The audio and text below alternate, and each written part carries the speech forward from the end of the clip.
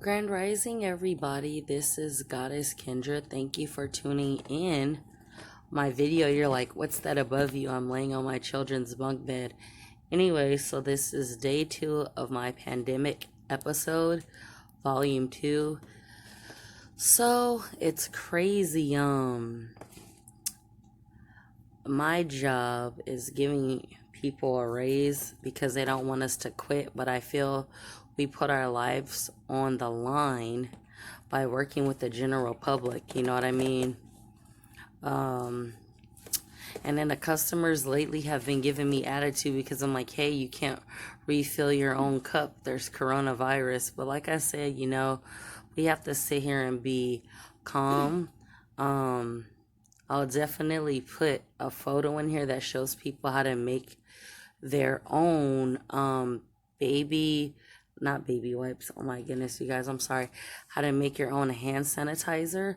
And I know for a fact you can still get food and diapers and wipes at the Family Dollar on 35th Avenue in Thomas. We have to talk positivity, so I'm kind of happy that I got a raise. But I always look for something better. I had a first part of my interview with another company. I kind of want to do a job that's giving back to people. But you got to hold on and stay positive. One of the things I've been doing lately is when I wake up in the day, in the morning until noon, when I have my first meal, I drink 8 ounces of water every hour. I did that today. It's just like cleaning your immune system out. Like we put a lot of poisonous things like coffee and sweet drinks and sodas. It's really not healthy. Water is the preferred drink. But if you drink water 30 minutes before you eat, if you drink some water, like I like to do apple cider vinegar water with a little lemon before bed. It makes your urine clean when you take a pee in the morning. And I also like to drink water before I take a shower to regulate your blood pressure. We have to start eating better. The only thing in this time I would say I miss is fresh fruits and vegetables. Like my job sells bananas. But like I want a salad. Those are some of the things I enjoy eating is like salad and stuff. But I haven't been eating the healthiest because, shit is limited, y'all. But we can get through this kind of stuff. And I just say, keep your head up and check on people who, your family and stuff, because you never know what can happen in this crazy time. Check back at some of my videos. The Simpsons predicted this. So did Bill Gates. So it's all in a plan. But there was a thought that had my mind yesterday, and I didn't say it on here. So as you know, in 2015, Bill Gates said about all this crap that's going to happen. But he's literally taking his fortune and investing in these viruses and shit. So I'm thinking with the logical conscious mind that anybody who purchases Apple products, iPhones and shit, we are supporting this bullshit that gives Bill Gates ammo to do this shit because he's down with the powers that be. And even his story of being one of the world's richest men, to me, never really added up. I mean, I can't lie, I have an iPhone. I just thought about that. I'm not going to throw away my phone. But we support that through that, and it's just sad. I've always said, this stuff is population control, and there's more of us than them, meaning more government officials. Like every day I call my 2 best friends. I check up on the people that I care about, you know what I mean, to make sure we're okay. I was lucky today to get a few canned vegetables and some baby wipes. I know I need some hair products. My hair is super dry. And then I got lotion because I needed that. And it was something else I can't think of. Be quiet. But I make sure to try to get little things here and there because no, I'm not going to be the asshole that goes into a store and buys everything. Like we're comfortable in here, you know what I mean? Like, obviously, monitor your food. And like I said yesterday, all you have to do is boil water and let it cool down and you're straight. I drink chlorophyll. I drink vitamin B12 and apple cider vinegar, and I take my B12 vitamin shot every day. Not shot, but I put it in my water because you have to have a healthy immune system. It is sad that it takes a pandemic to make motherfuckers want to wash their ass and be clean. I've been having wipes. I've been washing my hands. I've been washing my ass and doing the things that are clean. I've been wiping my phone down and stuff like that. Like, this ain't new. If you a clean person and organized, thanks to your parents teach you stuff, this is why it's important to teach your children. Since mine are not in school, I make my oldest son read every day for 30 minutes. And then my kindergartner and my 4-year-old, I make sure that they learn something educational. You can look up YouTube. There's a bunch of things you can do. So stop bitching and do it. I mean, it sucks right now. My kids can't go to school till maybe the 10th of April, but who knows if children will even go back to school. I know LA, they said May 1st. But stop being lazy and teach your kids. See, I've been saying this for a while. It's going to come back to money don't mean any. Can you please stop moving up there? It's going to come to a time when money don't mean shit. And all these people like Bill Gates and these evil powers that believe that they're running shit, money's not going to mean shit. And when they don't have no more resources, they're the first motherfuckers that's going to be killing themselves. But see, you look down on somebody like me that goes to work every day, that takes care of my family, that tries to do right, that I'm not shit. But what if one day you might be like, Goddess Kendra, do you have water and food and I'm hungry? If you a rich motherfucker who look down on me, I'm going to turn your ass down. Come on now. See, money, they say money is the root of all evil, and some people will do anything to have money, but whatever glitters ain't always gold. So we have to really be careful, because I would say this. They're saying they have these coronavirus vaccines, and I'm not feeling that shit whatsoever. They're probably giving you something else to make you sick or something. Don't trust that shit. I stopped getting the flu vaccine when I was 19 years old. I remember I was in college. Did I finish? No, I didn't finish. They gave me a shot, and my fever spiked up. I kept throwing up, and I couldn't walk, and I couldn't feel one side of my body, and I knew that shit's evil. So don't be a fool and fall for this. Take your vitamins, zinc, vitamin D, vitamin C, and try to eat healthy and drink water, drink tea. This shit, your throat, if it's moist, that virus can't live in there, and especially warm, it comes through when it's dry, like people who smoke cigarettes, stuff like that. But I just want to say, keep your head up and try to educate yourself. And one thing I will say, like I said yesterday, I don't watch the news. I don't watch CNN. All that bullshit is just meant to distract you and make you feel nervous and make you want to panic. Ain't nobody put fear in me.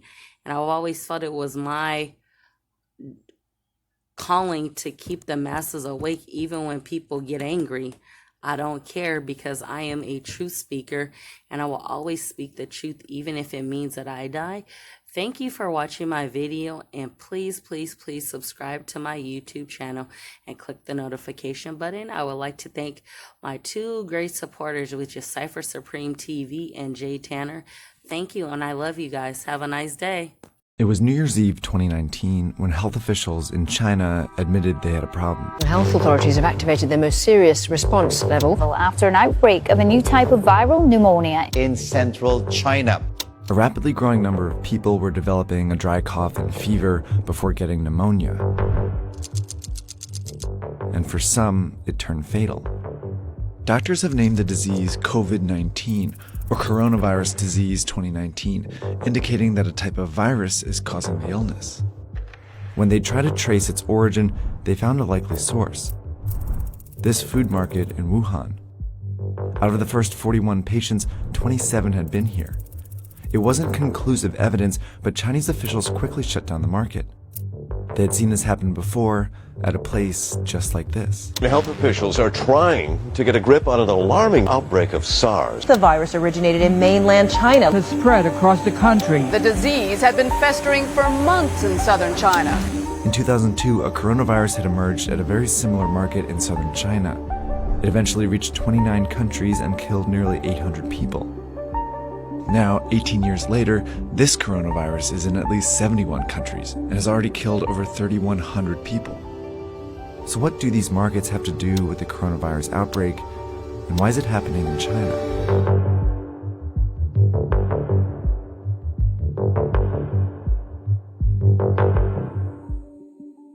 A lot of the viruses that make us sick actually originate in animals.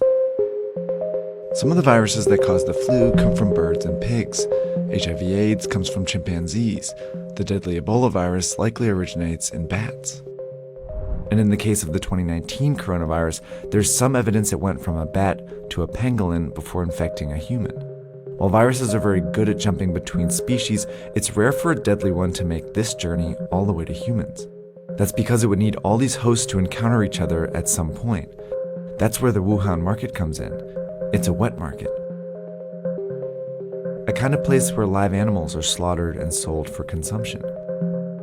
It was not a surprise at all, and I think that it was not a surprise to many scientists.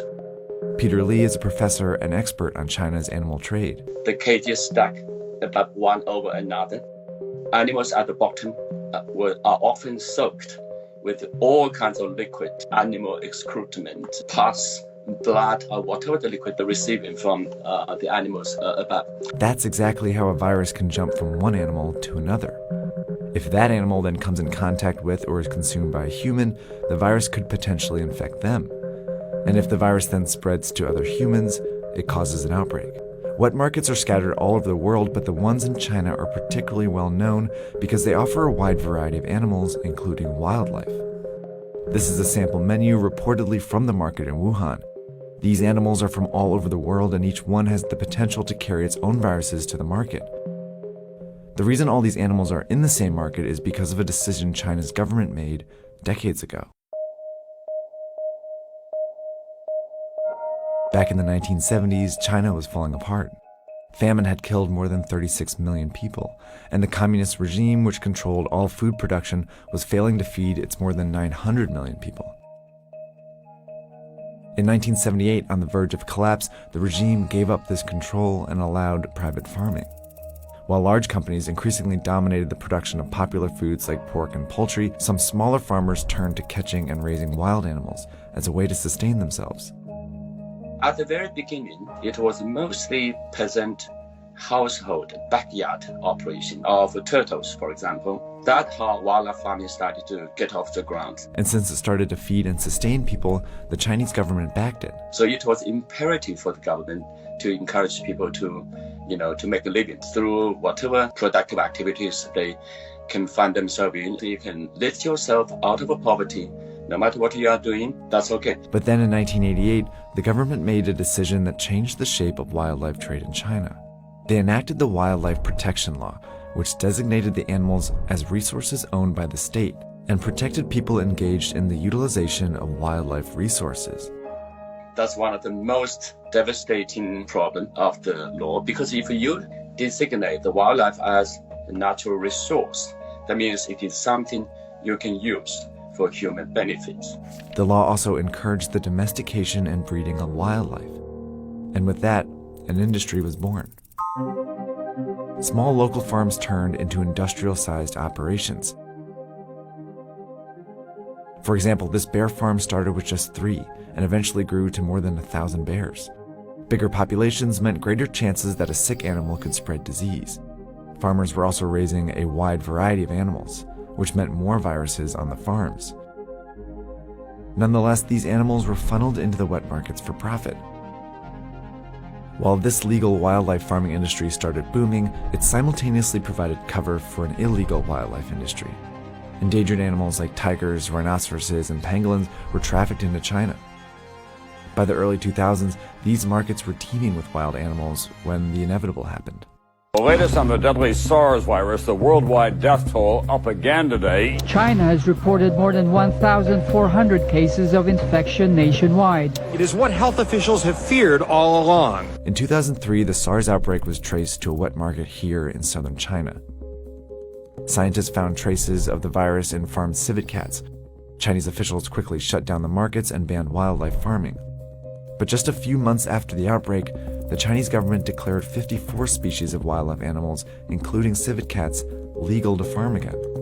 By 2004, the wildlife farming industry was worth an estimated 100 billion yuan, and it exerted significant influence over the Chinese government. Wildlife farming industry was tiny in China's gigantic GDP, but the industry has enormous lobbying capability. It's because of this influence that the Chinese government has allowed these markets to grow over the years. In 2016, for example, the government sanctioned the farming of some endangered species like tigers and pangolins. By 2018, the wildlife industry had grown to 148 billion yuan and had developed clever marketing tactics to keep the markets around. The industry has been promoting these wildlife animals as, tonic products, as, bodybuilding, as sex enhancing, and of course as disease fighting. None of the claims can hold water.